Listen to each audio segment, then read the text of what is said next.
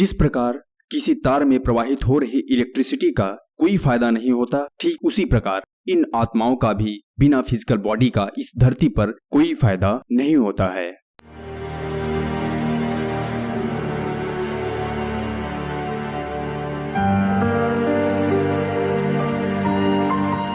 तो हम जितना नेचर को समझे हैं, इसी के आधार पर इस विज्ञान को आप लोगों को समझाने की कोशिश करूंगा।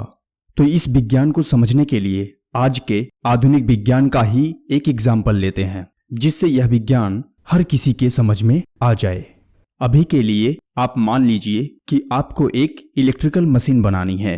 आगे आप लोगों को इस एग्जाम्पल का मतलब समझ में आ जाएगा, क्योंकि हम जो बताने जा रहे हैं वह अपने आप में बहुत टिपिकल साइंस है, जिसे समझने के लिए यह एग्जाम्पल बहुत सटीक है। जैसा कि हम लोग प्लान कर चुके हैं कि हम लोगों को एक इलेक्ट्रिकल मशीन बनानी है, फिर हम लोग उस मशीन के लिए जो जरूरी और अच्छे क्वालिटी के कंपोनेंट्स होंगे उसे इकट्ठा करेंगे और फिर इन सभी कंपोनेंट्स को आपस में अच्छी तरह से कनेक्ट करेंगे कि सिस्टम में कोई खराबी ना हो। और यह सिस्टम धीरे धीरे एक टाइम पर बनकर तैयार हो जाता है। यहाँ पर एक बात ध्यान देने योग्य है कि आपके सिस्टम को बनने में कुछ समय लगा है, तब जाके आपका सिस्टम पूरी तरह से बन के तैयार हुआ है। पर यह सिस्टम सही है या फिर खराब है, इसे टेस्ट किए बिना आप नहीं बता सकते हैं कि आपका सिस्टम सही है या फिर खराब है। जैसा कि हम लोगों को पता है, किसी भी सिस्टम को चेक करने के लिए हमें एनर्जी देनी पड़ती है, फिर जाके पता चल पाता है कि वह सिस्टम सही है या फिर नहीं सही है। जो सिस्टम हमारा बनकर तैयार हुआ है, जब हम इस सिस्टम को एनर्जी देते हैं, तो जब यह सिस्टम इस एनर्जी को एक्सेप्ट कर लेता है तो हम कहते हैं कि यह सिस्टम सही है। जब यही सिस्टम इस एनर्जी को एक्सेप्ट नहीं करता है तो हम कहते हैं कि यह सिस्टम खराब है, यानी कि हमें दूसरा सिस्टम बनाने की जरूरत है। अब यह सिस्टम किसी काम का नहीं है। तो आइए अब हम लोग यही सब बातें ह्यूमन बॉडी पर अप्लाई करते हैं, क्योंकि ह्यूमन बॉडी पूरे ब्रह्मांड की सबसे अद्भुत मशीन है। तो आइए अब जानते हैं इस विज्ञान को, जिसके लिए आपको एग्जाम्पल दिए हैं। जैसा कि हम लोग जानते हैं, किसी भी ह्यूमन बॉडी को बनने के लिए कम से कम 9 महीने लगते हैं।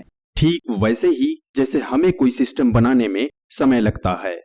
जब यह ह्यूमन बॉडी पूरी तरह से गर्भ में बनकर तैयार हो जाती है, तब जाके इस ह्यूमन बॉडी में एनर्जी दी जाती है, जिसे हम आत्मा या प्राण कहते हैं।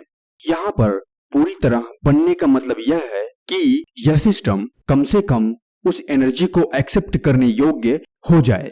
तो फाइनली जब ह्यूमन बॉडी को एनर्जी दी जाती है, यदि यह सिस्टम उस एनर्जी को एक्सेप्ट करता है तो उस समय बच्चा जीवित जन्म लेता है।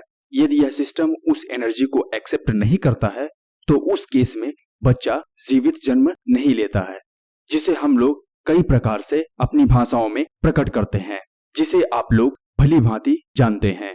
जिस प्रकार किसी तार में प्रवाहित हो रही इलेक्ट्रिसिटी का कोई फायदा नहीं होता, ठीक उसी प्रकार इन आत्माओं का भी बिना फिजिकल बॉडी का इस धरती पर कोई फायदा नहीं होता है। ऐसा आप मान लीजिए आपके घर में 24 आवर्स इलेक्ट्रिसिटी है, पर आपके पास कोई बल्ब ना हो, तो ऐसे इलेक्ट्रिसिटी का क्या फायदा।